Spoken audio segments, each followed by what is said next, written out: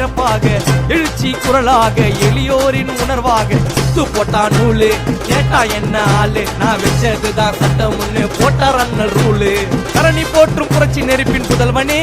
எங்கள் ஆதிக்குடியின் அடையாள தலைவனே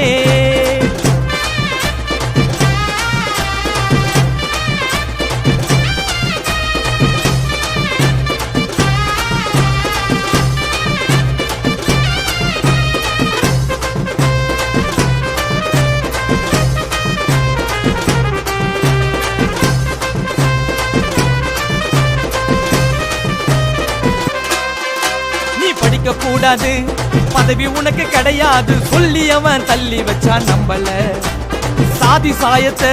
பூசி கூண்டு போட்டுட்டான் தேசத்தோட தலைவர் நம்ம அண்ணல பார்ப்பன கொள்கைக்கு பாமரனே வலிக்கடா